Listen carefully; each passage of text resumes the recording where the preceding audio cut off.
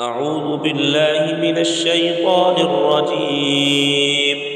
بسم الله الرحمن الرحيم.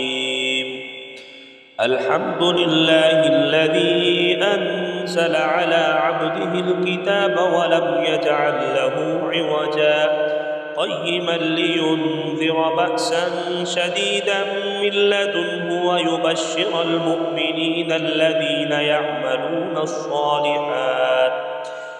يعملون الصالحات أن لهم أجرا حسنا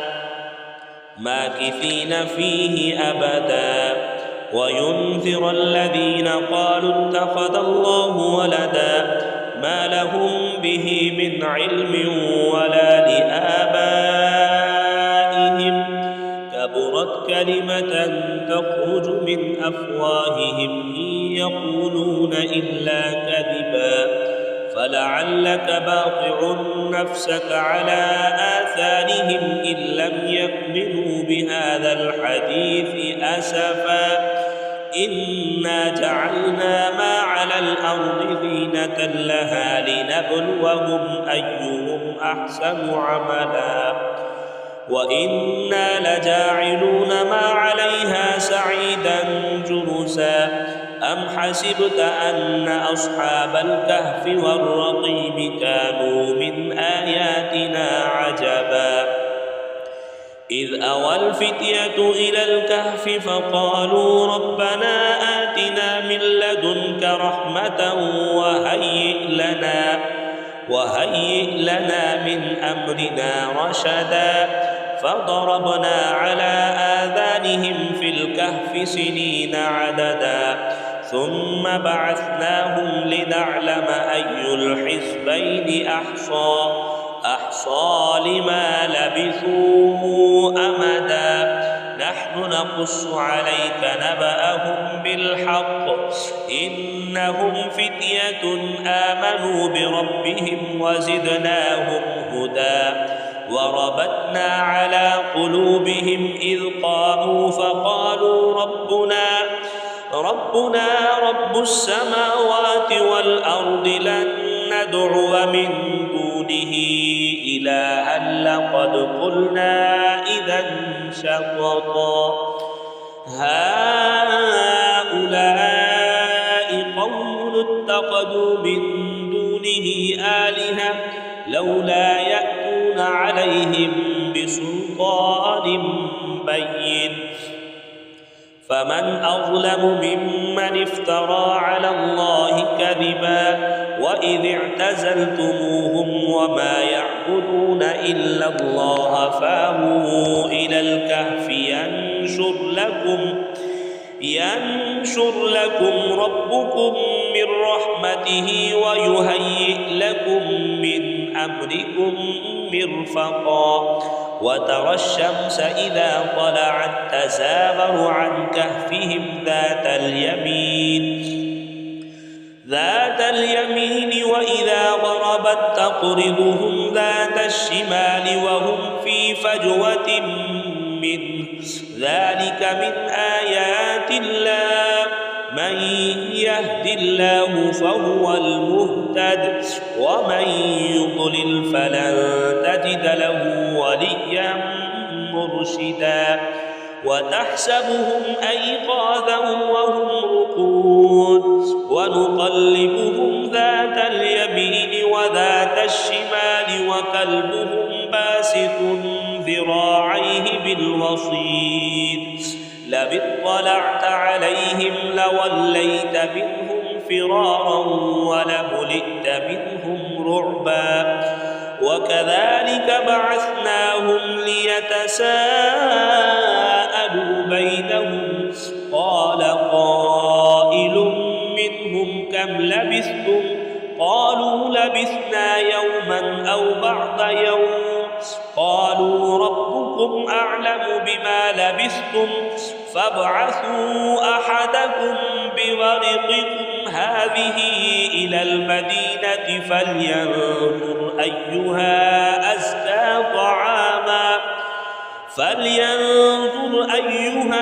أزكى طعاما فليأتكم برزق منه وليتلطف ولا يشعرن بكم أحدا إنهم إن يظهروا عليكم يرجموكم أو يعيدوكم في ملتهم ولن تفلحوا إذا أبدا وكذلك أعثرنا عليهم ليعلموا أن وعد الله حق وأن الساعة لا ريب فيها إذ يتنازعون بينهم أمرهم فقالوا بنوا عليهم بنيانا ربهم أعلم بهم قال الذين غلبوا على أمرهم لنتخذن عليهم مسجدا سيقولون ثلاثة رابعهم وكلبهم ويقولون خمسة سادسهم كلبهم رجما بالغيب ويقولون سبعة وثامنهم كلبهم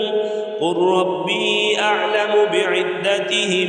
ما يعلمهم إلا قليل فلا تمار فيهم إلا مراء ظاهرا ولا تستفت فيهم منهم أحدا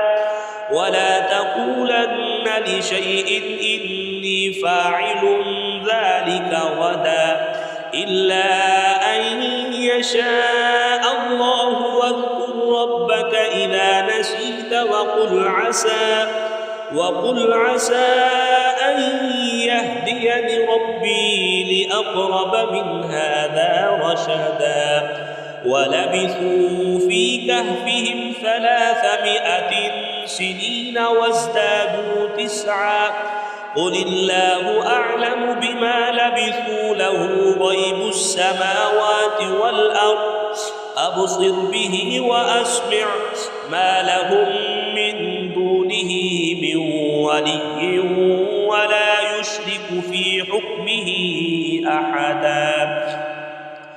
واتل ما أوحي إليك من كتاب ربك لا مبدل لكلماته ولن تجد من دونه ملتحدا واصبر نفسك مع الذين يدعون ربهم بالغداة والعشي يريدون وجهه ولا تعد عيناك عنهم تريد زينة الحياة الدنيا ولا تطع من أغفلنا قلبه عن ذكرنا واتبع هواه وكان أمره فرطا وقل الحق من ربكم فمن شاء فليؤمن ومن شاء فليكفر إنا أعتدنا للظالمين نارا أحاط بهم سرادقها وإن يستغيثوا يغاثوا بماء كالمهل يشوي الوجوه بئس الشراب وساءت مرتفقا إن الذين آمنوا وعملوا الصالحات إنا لا نضيع أجر من أحسن عملا أولئك لهم جنات عدن تجري من تحتهم الأنهار يحلون فيها من أسابر من ذهب ويلبسون ثيابا خضرا من سندس واستبرق متكئين فيها على الأرائك نعم الثواب وحسنت مرتفقا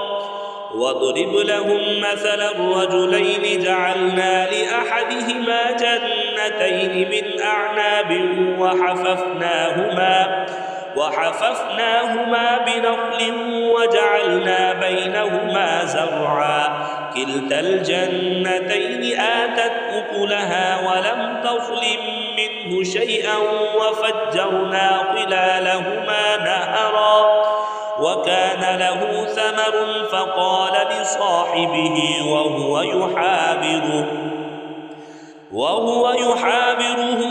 أنا أكثر منك مالا وأعز نفرا ودخل جنته وهو ظالم لنفسه قال ما أظن أن تبيد هذه أبدا وما أظن الساعة قائمة ولئن رددت إلى ربي لأجدن خيرا منها منقلبا قال له صاحبه وهو يحاوره أكفرت بالذي خلقك من تراب ثم من نطفة ثم سواك رجلا لكن هو الله ربي ولا أشرك بربي أحدا ولولا إذ دخلت جنتك قلت ما شاء الله لا قوة إلا بالله إن ترني أنا أقل منك مالا وولدا فعسى ربي أن يؤتيني خيرا من جنتك ويرسل عليها حسبانا من السماء فتصبح سعيدا زلقا أو يصبح ماؤها غورا فلن تستطيع له طلبا وأحيط بثمره فأصبح يقلب كفيه على ما أنفق فيها وهي خاوية على عروشها ويقول يا ليتني لم أشرك بربي أحدا ولم تكن له فئة ينصرونه من دون الله وما كان منتصرا هنالك الولاية لله الحق هو خير ثوابا وخير عقبا واضرب لهم مثل الحياة الدنيا كماء أنزلناه من السماء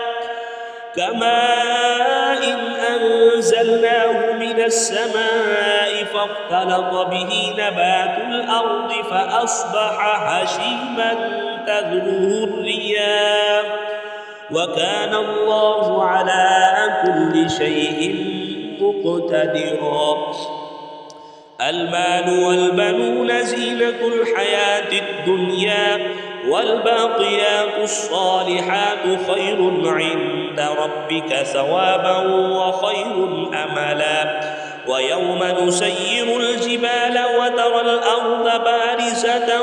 وحشرناهم فلم نغادر منهم أحدا وعرضوا على ربك صفا لقد جئتمونا كما خلقناكم أول مرة بل زعمتم أن لن نجعل لكم موعدا ووضع الكتاب فترى المجرمين مشفقين مما فيه ويقولون يا ويلتنا ما لهذا الكتاب لا يغادر صغيرة ولا كبيرة إلا أحصاها ووجدوا ما عملوا حاضرا ولا يظلم ربك أحدا وإذ قلنا للملائكة اسجدوا لآدم فسجدوا إلا إبليس كان من الجن ففسق عن أمر ربه أفتتخذونه وذريته أولياء من دوني وهم لكم عدو بئس للظالمين بدلا ما أشهدتهم خلق السماوات والأرض ولا خلق خلق أنفسهم وما كنت متخذ المضلين عضدا ويوم يقول نادوا شركائي الذين زعمتم فدعوهم فلم يستجيبوا لهم وجعلنا بينهم موبقا ورأى المجرمون النار فظنوا أنهم مواقعوها ولم يجدوا عنها مصرفا ولقد صرفنا في هذا القرآن للناس من كل مثل وكان الإنسان أكثر شيء جدلا وما منع الناس أن يؤمنوا إذ جاءهم الهدى ويستغفروا ربهم إلا أن تأتيهم سنة الأولين أو يأتيهم العذاب قبلا وما نرسل المرسلين إلا مبشرين ومنذرين ويجادل الذين كفروا بالباطل ليدحضوا به الحق واتخذوا آياتي وما أنذروا هزوا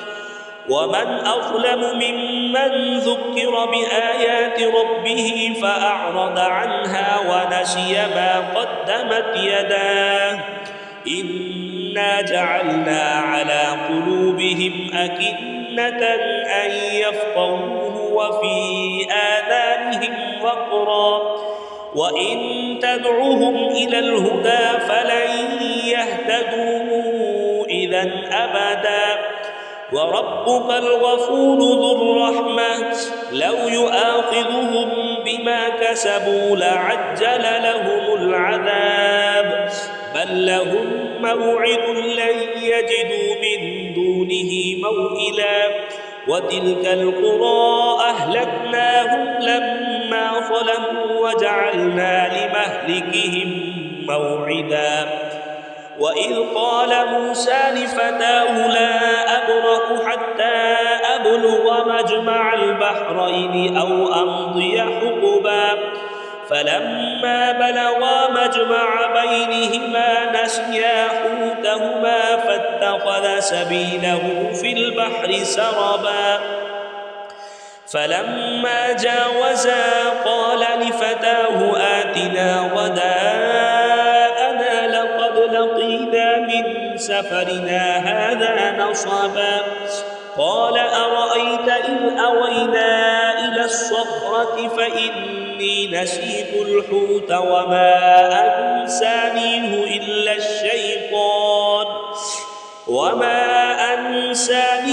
إلا الشيطان أن أذكره واتخذ سبيله في البحر عجبا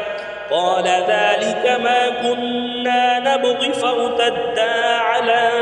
آثارهما قصصا فوجدا عبدا من عبادنا آتيناه رحمة من عندنا وعلمناه من لدنا علما قال له موسى هل أتبعك على أن تعلمني مما علمت رشدا قال إنك لن تستطيع معي صبرا وكيف تصبر على ما لم تحط به خبرا قال ستجدني إن شاء الله صابرا ولا أعصي لك أمرا قال فإن اتبعتني فلا تسألني عن شيء حتى أحدث لك منه ذكرا فانطلقا حتى إذا ركبا في السفينة خرقها قال أخرقتها لتغرق أهلها لقد جئت شيئا إمرا قال ألم أقل إنك لن تستطيع معي صبرا قال لا تؤاخذني بما نسيت ولا ترهقني من أمري عسرا فانطلقا حتى إذا لقيا غلاما فقتله له قال أقتلت نفسا زكية بغير نفس لقد جئت شيئا نكرا قال ألم أقل لك إنك لن تستطيع معي صبرا قال إن سألتك عن شيء بعدها فلا تصاحبني قد بلغت من لدني عذرا فانطلقا حتى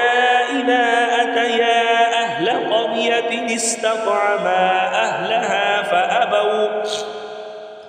فأبوا أن يضيفوهما فوجدا فيها جدارا يريد أن ينقض فأقامه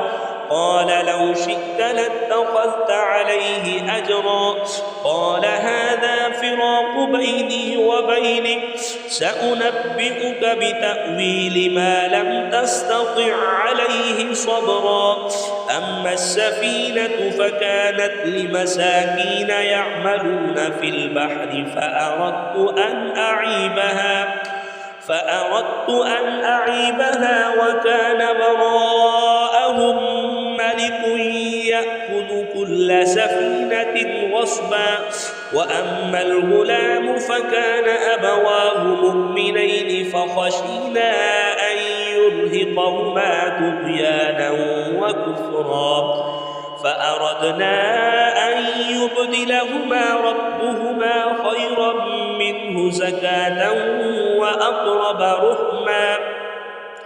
وأما الجدار فكان لغلامين يتيمين في المدينة وكان تحته كنز لهما وكان أبوهما صالحا فأراد ربك أن يبلغا أشدهما ويستخرجا كنزهما رحمة من ربك وما فعلته عن أمري ذلك تأويل ما لم تسطع عليه صبرا ويسألونك عن ذي القرنين قل سأتلو عليكم منه ذكرا إنا مكنا له في الأرض وآتيناه من كل شيء سببا فأتبع سببا حتى إذا بلغ مغرب الشمس وجدها تغرب في عين حمئة ووجد عندها قوما قلنا يا ذا القرنين إما أن تعذب وإما أن تتخذ فيهم حسنا قال أما من ظلم فسوف نعذبه ثم يرد إلى ربه فيعذبه عذابا نكرا وأما من آمن وعمل صالحا فله جزاء الحسنى وسنقول له من أمرنا يسرا ثم أتبع سببا حتى إذا بلغ مطلع الشمس وجدها تطلع على قوم لم نجعل لهم من دونها سترا كذلك وقد أحطنا بما لديه خبرا ثم أتبع سببا حتى إذا بلغ بين السدين وجد من دونهما قوما لا يكادون يفقهون قولا قالوا يا ذا القرنين إن يأجوج ومأجوج مفسدون في الأرض فهل نجعل لك خرجا على أن تجعل بيننا وبينهم سدا قال ما مكني فيه ربي خير فأعينوني بقوة أجعل بينكم وبينهم ردما آتوني زبر الحديد حتى إذا ساوى بين الصدفين قال انفخوا حتى إذا جعله نارا قال آتوني أفرغ عليه قطرا فما استطاعوا أن يظهروه وما استطاعوا له نقبا قال هذا رحمة من ربي فإذا جاء وعد ربي جعله دكاء وكان وعد ربي حقا